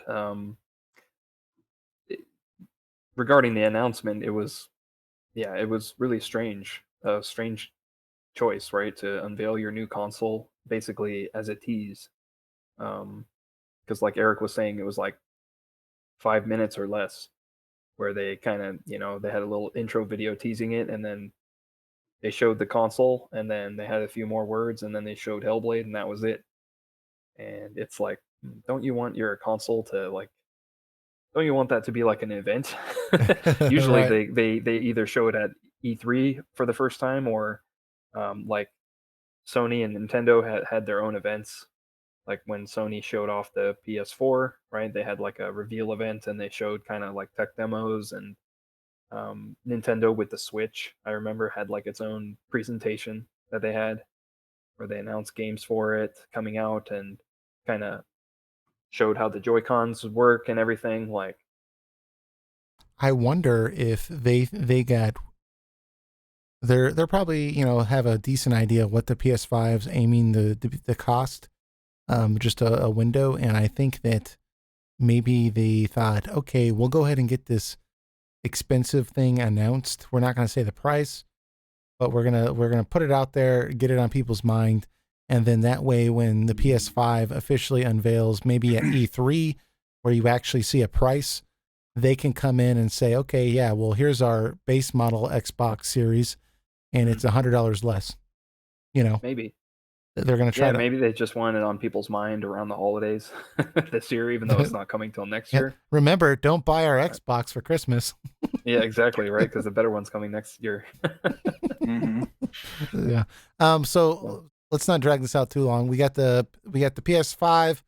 There was a trailer for Godfall. I'm probably not going to buy that, but it looked really good, and it was for the PS5. It said it was going to be for the PS5 at holiday 2020, which I think we already got confirmed that the PS5 was looking at this time of year. But Mhm.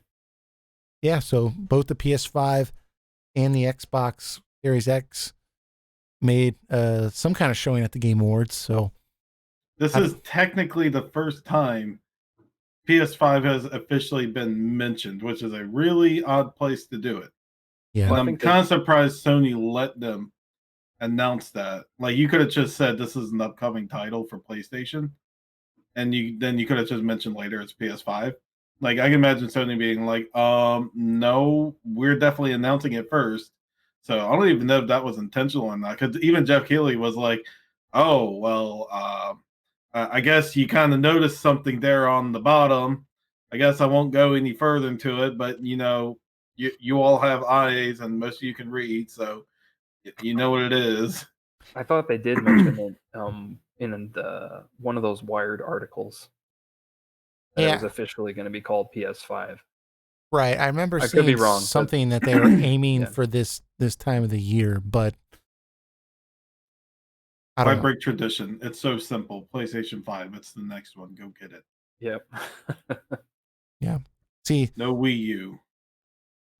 anyways, so is there any other comments we want to bring up about the Game Awards or the Xbox or the PlayStation 5 or anything else that we want to bring up before we move on? It sucked very badly. I missed the Dancing Razor, and I'm never gonna. I have no motivation to ever watch these Game Award shows again. Yeah. I'm seriously going to let them happen, and then I'm going to read the news articles afterwards if there's any significant announcements. Yeah, dude, it was Like, brutal. these are so cringy to watch now. Like, they were always cringy, but this one like just solidified like how cringy I feel these things are now. Yeah. I was talking with 6 categories for esports. Nobody cares. yeah. I was talking with Stan, but when Green Day came on stage, the second song that they played, I was like, we're like, is this even a Green Day song? What is this? Yeah. Like, it was like, this doesn't even sound like Green Day. Like, this is a totally different, like, are they doing a cover? I think I read somewhere Play that, American Idiot that everyone wants. but I thought apparently I read that was from their like new album. I was like, man, they've really Okay, they've got a new direction there. But that makes sense. Then the first song was one that's familiar that right. most people know from when they were younger, right? And then the second one is like the new thing that they're doing. So they're trying to get you interested, I guess, you know. But that was such a weird band to have there, though, I felt like, because, you know, it's not like Green Day's been featured in a lot of video games that I know of, and the Green Day's not really associated with gaming. You know, it's Green Day's kind of like been around for a while, but they're not like, I think they're not at their peak like they were maybe 10 or 15 years ago. Right. It was a weird choice to have there. Did you also notice that his mic wasn't all the way up? So the instruments were going over his voice and you could barely hear him. Yeah, well, That's maybe that nice, was yeah. intentional because no. Dude, what the other weird thing too was like they had that mic that was like at your like belly button, and like people would come up that won an award, and they would like have to like bend over to like talk into the Yeah. mic. I didn't think you needed to do that, but like, why was the mic so low? Like, Yeah, like you couldn't get a taller microphone, but you could afford Vin Diesel, right? And now the guy's got to like bend over and talk. yeah, it's just like They keep telling me I don't have to bend down and say things into a microphone. They tell me to stand up. Just do it. I think the first person did it, and then everyone else was like, "I'm just gonna do that too." It's like, I don't want to be the jackass that like is up there talking and no one can hear me. Like, you know. Yeah.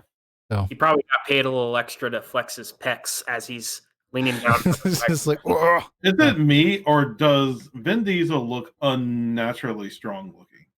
Like his body proportions are really weird compared to how he was His back t-shirt then. very tight. Yeah, the t-shirt was very tight, and like his upper proportion is just like way whacked out. Like his upper torso is just like ridiculously big. Like he like put like freaking sock and bop'ems in his shoulders or something. Maybe that's what he Like, does. I I don't know. mean, I don't know. Are you body I shaming, mean- Eric? Yeah, a little bit. Yeah. The fat guy in the podcast is calling out the big strong guy. Well, I don't know, man. He's probably doing something that, you know, is probably not healthy for you.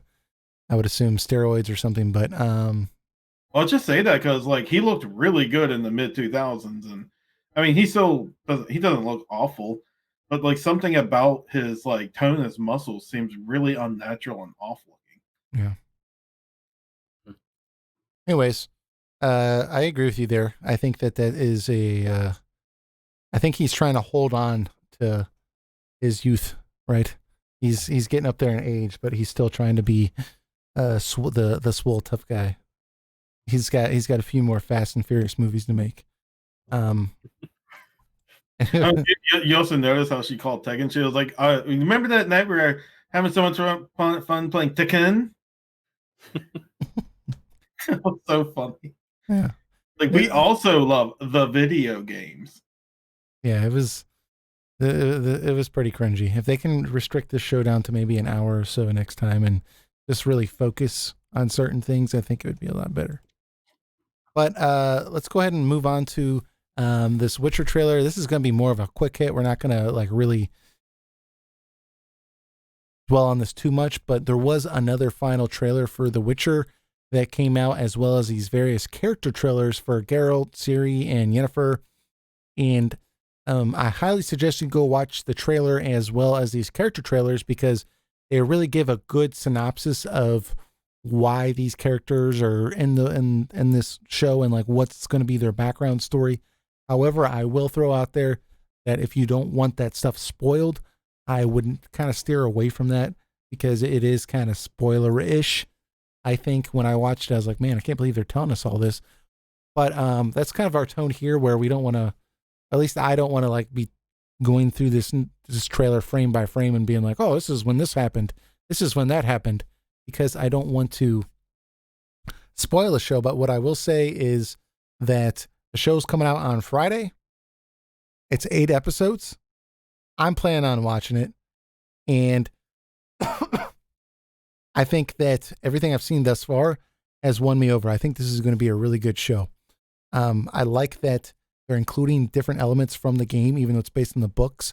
So in this specific trailer, one thing I'll say is at the end of the trailer, you see this character trying to touch Geralt's horse, and Henry Cavill just looks over him and he says, "Don't touch Roach," right? Which is that line's from the game, right? So I'm just like, dude, you guys are adding like small segments from the game. I love that. I love that they're doing that. Like that's just perfect. So I think this is going to be really, really good. But I think if anything, there seems to be a passion for this project. Like Henry Cavill, like definitely loves this Witcher series, and he definitely read the books. I've seen a couple of interviews with him, and he can go really into detail about the stories of The Witcher. Yeah. And like this is definitely a passion project, so I think at least we'll get a damn fine performance out of him. Yeah. And everything looks good. I don't really have any complaints. Like I know some people are complaining that like characters like Siri doesn't look like she does like in the video game, and it's not a big deal. It's uh that's CD Project's Red interpretation of her, and this is like how they're trying to interpret her from the books or something. So Right. like it is what it is. So but just small general thoughts. It looks great. I'm definitely gonna watch it on Friday. Yep. And assuming I like the show, I'm probably going to record my thoughts and kind of release it on this channel. We'll see. Assuming I like the show, I'm not going to release something if I don't like it. So that'll kind of tell you whether or not I liked it or not. But I'm planning on doing that. So look forward to that. We have 2 Discord questions here. We kind of already answered BioPhoenix's question, which he said, what would make you get the new Xbox Series X? Real quick to establish that, for me, it was they got to sell me on why I want to buy it. So PS5 has the games. You know, if they're going to sell me on this console being super powerful, why would I want to put my money towards that console when I could just update my PC, something I already have, right? So basically they need to sell me on, you know, what's unique about this console that I can't currently do with the other options that I already own, you know. And if for me, it's really going to come down to the games. But what about you all? Like, what would it take for you to be interested in Xbox Series X? Well, to purchase one anyways. Banjo-Kazooie 3. Exclusive to Xbox One, will not be on PC. Yeah. If Final Fantasy 16 was exclusive to Xbox Series X, I would probably buy one. Stan?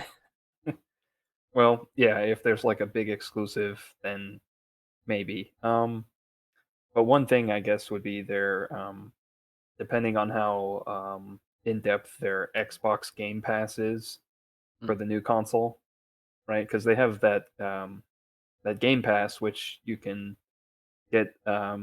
You pay a monthly fee, and then you can get games on Xbox and PC, or both. If you pay for like the highest tier package, you can get all those games on both your console and your PC. So if they have like new games like Xbox Series X with like a Game Pass where like you're paying monthly and like you're getting new AAA games, then it would be tempting. I say don't know if I could go as far to say I would get one, but it would be more tempting if they carried that service over from the Xbox One to the new console. Yeah, because I know like Eric signed up for that and was able to play Outer Worlds, right? For that was a brand new game, right? That came out, and you got to play it for whatever it was, that introductory price of like $1 for the first month, right? Yeah, it was a great deal. Yeah, on top of that, there's actually a lot of good games on there that I would want to play. I haven't looked at it again recently, but like they started off with a bang. They had a lot of strong games, and they're adding more too. They're putting Final Fantasy 7, 8, 9, 10, 10 2, 12, yeah, but if 14 eventually. This new Xbox comes out, they're going to discount the Xbox One X heavily, right? Right. So if I would rather pay $200 for an Xbox One X to play all those games on Game Pass that came out 15 years ago. Right. I'm just thinking like, what if the new games coming out are also available on that service? Like, what if the new Hellblade game is available on that Xbox Game Pass for Xbox Series X? That might really I know, yeah, that could be a good value rather than having to buy games new for $60+, you know. Lane, what about this? what they do, they sometimes separate what's on the Game Pass thing. So some things are exclusive to the console, and some Mhm. things are exclusive to PC, and then sometimes they're both. Yeah. So, Lane, what about you? What would get you tied into this? What would make you pick this up? Yeah, I'm with you guys. Games, you know, and not just, you know, the new Halo game. That's not enough. You know, I want to see some good AAA exclusive RPGs because I like to play RPGs. So, I mean, and Xbox doesn't have any good ones that I can't play already on the PlayStation. So, I mean, if they were to have like some, you know, Witcher 3, Dragon Quest 11 level exclusive games, then I'd be tempted. Yeah, I like that. But Looks like they're doubt it. trying to make They're making Hellblade into a AAA game. I think that was a really good idea. I think that was a really good idea on their part to purchase that studio and just really like make that into its own thing. I think that was just good planning on their part. If they can just repeat that process and develop some of their own AAA IPs that people actually want to play, that I know they have their own right now, but if they could just have more, I think that's where they need to go, because Sony's just like Sony's a monster. They just own too many of these. I mean, thing is, Microsoft's sitting on a gold mine with a lot of companies they have, and we're not seeing anything come from them. Yeah. Like we have Rare, which they got them out of the Kinect games, which is good, and they made Sea of Thieves, which I heard has improved over the years since it's come out. But Rare has not made like a Rare like title in decades now. And we haven't seen anything like a Banjo-Kazooie 3 or a new Conqueror or like a legit Battletoads made by them. I'm not saying the other one's not legit, but I'm just saying like one made by them, like with stuff they're known for. They haven't made anything, and now they're making this Breath of the Wild like game, which could be good. I'm actually a little excited to see what they do with that, but it's not like a Rare type of game, if you know what I mean. Like right. I think they need to release something that shows that like they're still in the game, and they haven't done that. They've gone really experimental. Okay. So it seems like we're all on the same page though, as far as answering the question, which is, you know, what would it take for us to get in on the Xbox Series X? And it's just comes down to games. If Bill Spencer's willing to sponsor us. Yeah, I mean, we'll play all the games on here on Xbox. If they give me one for free, I'll get one. Sellouts. Oh, I'll sell out. Like Dr. Pepper, do you want to sponsor us? Wendy's, Papa John's, any of these? If I could retire like next month, I will sell out completely. Yeah. I will push like mobile games on here like nobody's business. No problems. Hey, do any of you feel like playing Raid? It's this great new, not crappy mobile game at all that I'm not reading off a script right now. The main character's name is Tom. It's like you got to look at a list or something. I just dropped my mic. That's terrible. I should stop doing that. Shoot. Well, we got this next question here. While I'm trying to fix the mic, we got somebody want to read this next question? Sure, I got it.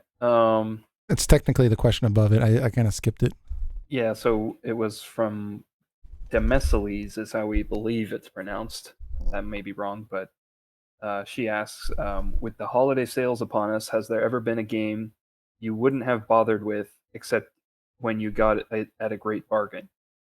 And have you ever been surprised by finding a good game that way?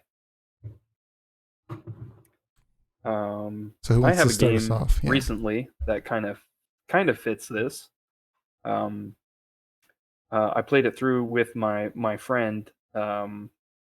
It's a co-op game called A Way Out. I don't know if you guys have heard of this or remember this game. Oh yeah. I remember hearing about that. Yeah, speaking of the Game Awards, like this game was announced at the Game Awards a couple years ago, I think. And famously, the director went on like a profanity tirade on the on the stage as he was trying to announced the game, and it was super awkward but super hilarious. Oh yeah, stop crapping on the game that's giving me money to make games. Yeah. Yeah. So it's a game where you play split screen co-op, right? And you can play online or couch co-op, but no matter what, it's always split screen because they want you to be able to see what the other character is doing and who they're talking to and what they're trying to do. And so it's a cooperative game where two characters are trying to escape prison. Essentially, is the premise. And yeah, it was surprisingly good. Split screen, what's that? You mean like two systems in the same room? No, you can play it on one console. Yeah. Yeah, I'm just making a stupid joke about how there's no split screen games anymore. No split screen anymore. Yeah. I was thinking hard about it. I think there is one game there was an instance of that. It wasn't like it wasn't like a fantastic game, but it was like a good game for the price I got it for. It was like less than $20. It was a game called Recore. That's a Microsoft game. And it's like an open world third person shooter type of deal. You have to go to these different places and get upgrades to get to other places. It kind of has a somewhat Metroidvania type deal, but it has like a cool gadgets and stuff you have to get around and everything. And like, it's not something I would have paid $60 for, but the game's pretty decent for the price it is right now, $20 and below. It's like a really good, I don't know the best way to translate, a really decent 7 out of 10 game. Right. Like I don't see it ever winning awards or people remembering it years from now. But it was just like a nice little relaxing game to play. Like you can just kind of like shut your brain off and just start like traveling around the place collecting stuff. And that's stuff I like playing sometimes. And it more than met what I wanted out of it. So Yeah. it's a pretty decent game. If you see it like on sale or something, like you can try it. And I think it's actually on the Xbox Game Pass also. So if you have that, then you can try it. It's like it feels like it's a Xbox One game technically and PC, but its mechanics feels like a PS2 third person shooter. Interesting.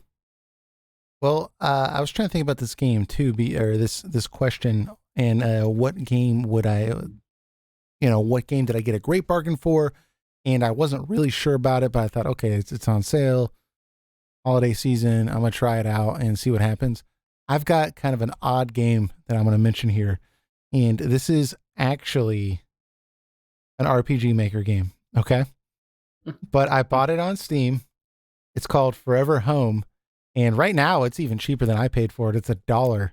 But I think initially this game was like $12 or something. And it was on sale for like $2. And I saw that it had very positive reviews. And there was something about it that made me want to check it out. So I bought it. And I'm telling you guys, this is like the most impressive RPG Maker game I've ever played. Like most RPG Maker games, the ones that are good, they're like 5 hours and they're kind of like artsy games and there's not really much RPG stuff in it. This or either that or they have like naked chicks in it or something like, something like that, right? This game is like a legit RPG. It's got 30 hours of story, then it's got 30 hours of side quests. I was researching this game and the person that made it worked on this game for like 13 years.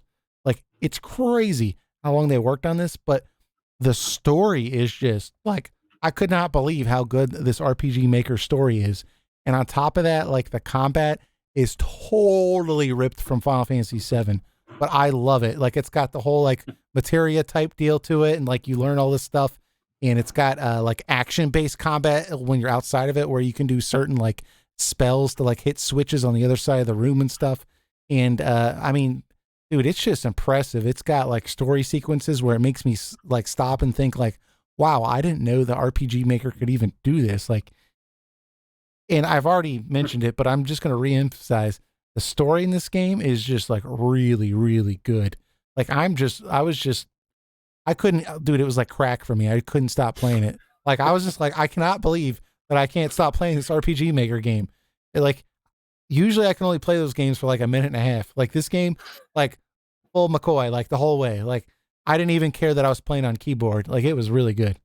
So You know what's funny? If you look it up on Steam right now, the game itself is 99 cents, and the soundtrack is $3.18. The soundtrack is more expensive than the video game. dude, buy it.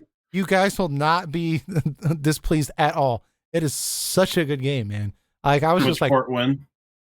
I'm sorry. Oh, Switchport, Switchport win. dude. It should happen.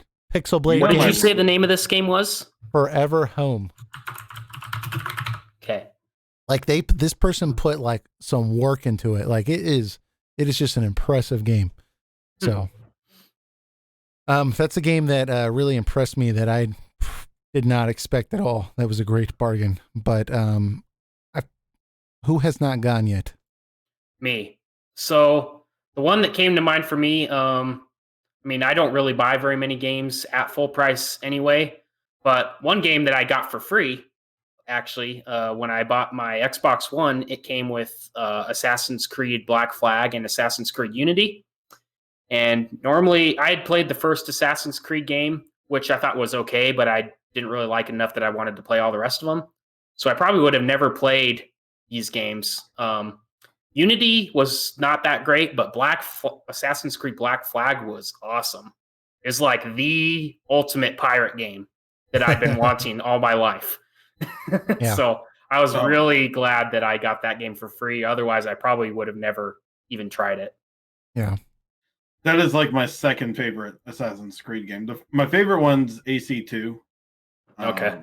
And then Black Flag, though, is such a good game. Like you said, it's like it was like a nice take on the Caribbean, right? During those days. I think that Assassin's Creed 2 and the recent Odyssey one were probably the best ones that have come out so far. So yeah, like that's a high recommendation, and it just came out on the Switch too, Black Flag. So if you have a Switch, and it's a little more expensive because it includes the Assassin's Creed Rogue game, but like it's a fantastic game. I don't like the escort missions. There's a lot of them, but like getting on the sea and having like these open pirate battles, like you get on the sea and you just shoot cannons at the other one, and as soon as you get them, you can raid their ship and just wreck their lives, and then steal all their loot. That's how you pirate. Yeah. Very cool. Is there anything else y'all want to get off your chest regarding great bargain buys for the holidays? Another one, I guess I'll mention, the Doom, which came out a few years ago, I guess. But at the time, it was like $60, and I saw it on sale on Steam for $10, so I picked it up. That game is fun. Just like, heavy metal music and, ripping zombie. Are you talking about the original or the... No, the one that came out must have been like 2016, 2015. Oh, okay. Yeah, Doom 2016. Okay. Yeah. It's like $60. Like just the other day, I was just like, man, I just want to like play a super gory game, and I just like installed Doom on my computer, and it's awesome. Game's amazing. I love it. It's super satisfying. Very cool. Yep. I haven't played it. I own it. I haven't played it though, so it's fun. Check it out. It's very easy for me to play it. Anyways, very cool. So want to take this moment to thank Lane for coming on the podcast this week. Make sure that you go to the description of this YouTube page, and at the very first link it says Lane's YouTube page or something like that.